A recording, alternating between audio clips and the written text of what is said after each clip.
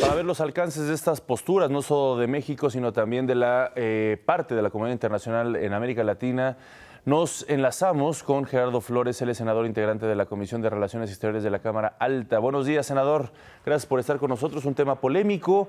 ¿Qué alcances, qué repercusiones, pero sobre todo, cuál es esta estrategia para buscar que Venezuela concrete una democracia más plena? Hola Omar y Pati, muy buenos días.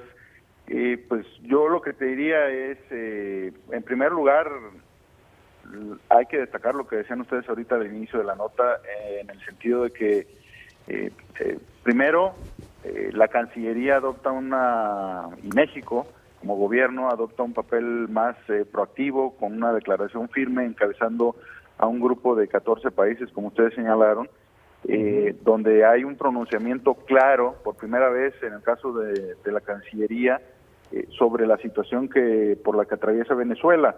Si bien el comunicado de la Cancillería habla de que deben agotarse esfuerzos diplomáticos y que debe privilegiarse el diálogo y la negociación para que se encuentren soluciones en Venezuela, también puntualiza algunos aspectos que obviamente nos preocupan a varios. El tema de Venezuela es un tema que ha estado de manera recurrente en algunos debates en el Senado de la República. Yo recuerdo desde 2014, por ejemplo, que tuvimos un debate en torno a los problemas de violencia que vivía Venezuela en aquel momento.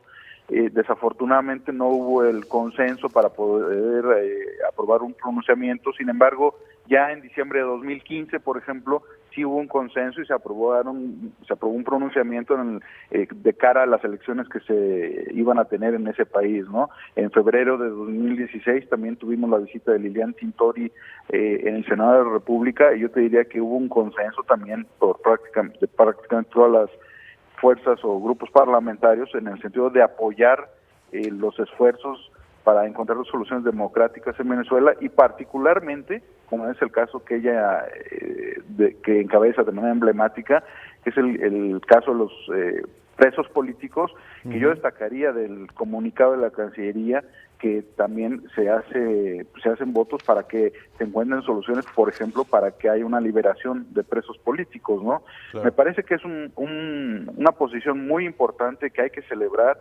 Yo felicito a la Cancillería por esta manera tan decidida de pronunciarse, que sí significa un cambio, yo te diría, sustantivo respecto a las posiciones que previamente se habían adoptado.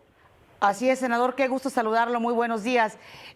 Por lo que dice, es el respaldo total a la posición que tomó México dentro de la OEA. Eso por una parte, y por el otro lado, el papel que ha desempeñado nuestro país precisamente dentro de esta organización, senador. Sí, yo te diría que hay una dentro de la OEA ha habido una serie de acciones que tienen que ver con lo que ocurre en Venezuela, una revisión de lo que ha estado ocurriendo en Venezuela, una serie de documentos que apuntan incluso a una decisión drástica, por ejemplo, de en un momento dado dar de baja, digamos, o sacar del grupo de los países miembros de la OEA a Venezuela por la situación que atraviesa ese país en los aspectos de derechos humanos, de la situación política, de la normalidad democrática que no hay hoy en día.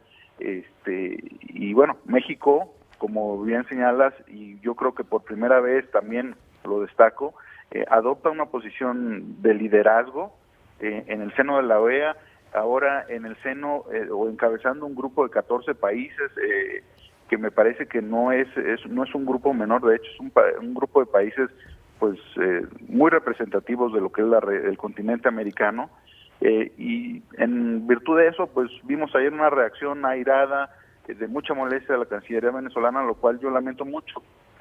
No es la primera vez que se pronuncian de manera, yo diría, incluso grosera sobre México. Abrupta. Ya desde el año pasado vimos por ahí algunas declaraciones donde la canciller era muy provocadora con lo que ocurría en México, ¿no? Entonces ahora ellos se molestan por este pronunciamiento que lleva el consenso de 14 países. Claro. Me parece que es muy lamentable. En ese sentido, senador, se teme una posible ruptura con el gobierno de Venezuela desde una perspectiva diplomática por este cruce de acusaciones? Mira, desde luego que se percibe que las relaciones se están tensando por esta situación. Yo creo que el gobierno de México debe seguir adelante con su posición.